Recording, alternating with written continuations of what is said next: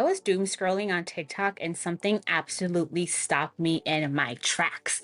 And it stopped 350,000 other people in their tracks. So you might want to listen to this too. So this lady was talking about things that she wished she knew in her 20s. And the last 10 seconds of the video, she says, shy people are poor people. She says, life will get better, but you cannot be ashamed to make yourself better. You cannot be ashamed to promote yourself. Shy people are poor people. And I can't stop thinking about it, right? Shy people are poor people.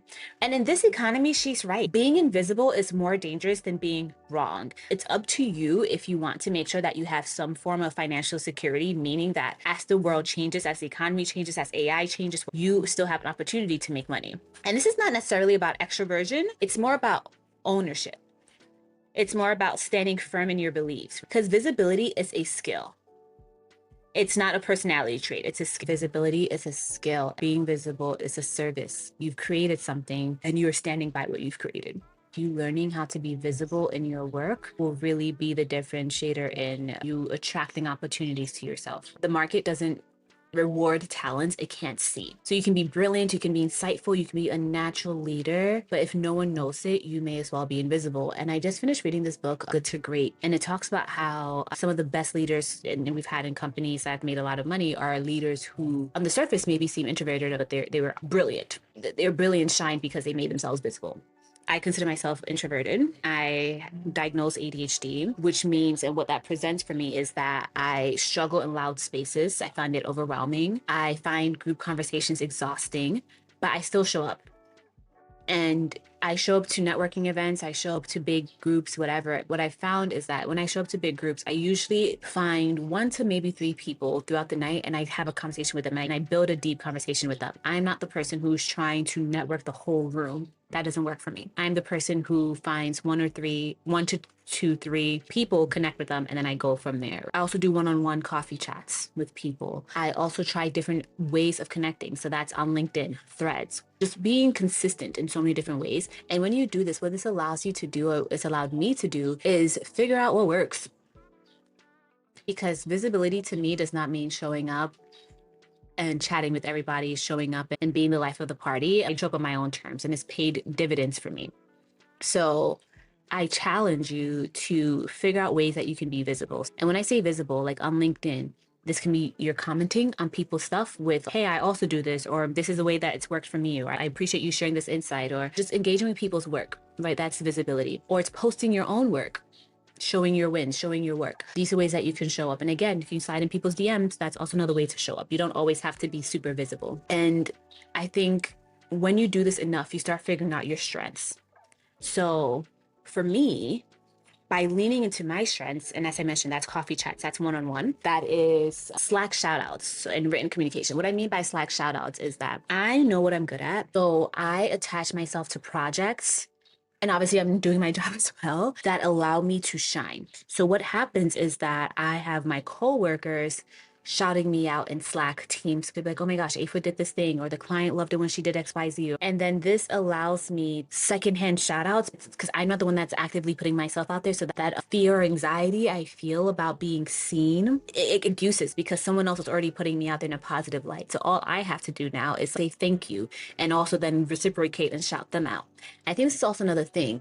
Shout other people out. It is easier for you to shout other people out. So the same way that my colleagues are shouting me out, it's probably easier for them to shout me out. And by nature of them shouting me out, it's also clear that they're in the same room as me. Right? If you're telling the world how, oh, Aphra did such a great job with XYZ clients and they were really happy, the only way you know this is because you were also in the room. So that means that you can now attach yourself to that. And you might feel weird talking about yourself, but because you talked about me, you're now highlighted.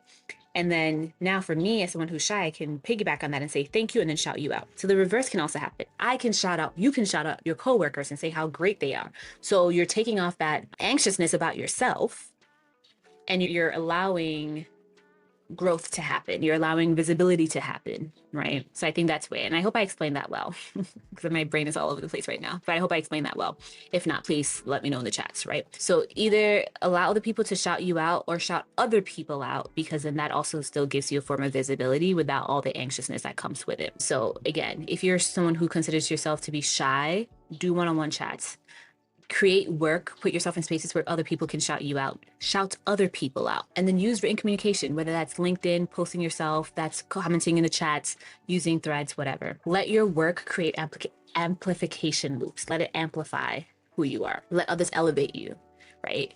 Because you gave them something real to shout about. The goal is to not necessarily be the loudest in the room, the person who's always putting yourself out there, but is to be known for something. You want it to be the case that when someone wants to get something done, they think about you. And they think about you because, again, you've been shouted out by other people, or two, because you shout out other people, they trust you. And they know that, hey, if we work together, this person will show up for me. And people like that. So if you are a career pivoter, you can't afford to be quiet. If you're someone who's pivoting your careers, if someone who is laid off, if you're someone looking for a new job, you cannot afford to be quiet right now. And again, shy people are poor people. People can't help you if they don't know what you're trying to do. People cannot help you if they don't know you exist. And this does not mean going on LinkedIn and then doing all this stuff about how you've been applying for 500 jobs, 300 jobs, and you're so broke and you're so sad. Like, no. This is not that. It is you showing your work. That is what I mean by visibility. Because pivoting is some part reskilling, but it's also about reintroducing yourself as an expert in this new field. And you can only do that if you show your work. Again, this is not you going on LinkedIn and telling everybody how you were laid off and you're sad and you're broke. No one wants the pity party. They want to see how you're going to help them. It's all about how you're helping other people. Right? So you need to learn how to narrate your own story. And that's a form of thriving. That is what I help my clients with in my Accelerator program. How do we reframe your story? How do we make sure people notice you?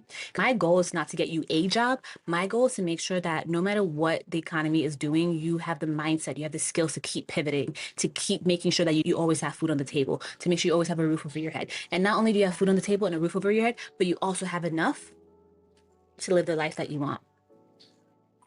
So let me know in the chat. Are you going to start posting on LinkedIn? Are you going to DM people? Ask for coffee chats? Join niche communities? Facebook is still a thing. What are you going to do? Or are you going to join an Accelerator program and learn with other people? Being shy is not a crime, but being invisible, and that's a choice. That is a choice, and it's a risky one. It's a broke one. And I know you don't want to be broke. So this is someone who wants to hear it. Join the Accelerator program, or just let me know, right? Want to know what's happening.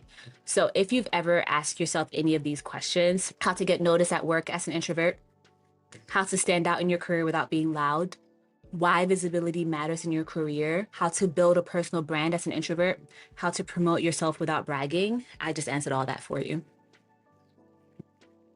Being quiet is holding you back. You do not have to be extroverted to be successful. However, being shy is hurting your career. Playing small is hurting your career. If you're thinking about how do I change my career in my 30s, my 40s? How do I pivot careers without experience? How do I network when I'm shy? How to grow a new career from scratch? Career advice for introverts. Or how do you navigate the work with ADHD, neurospiciness, neurodivergence? This is it. All right?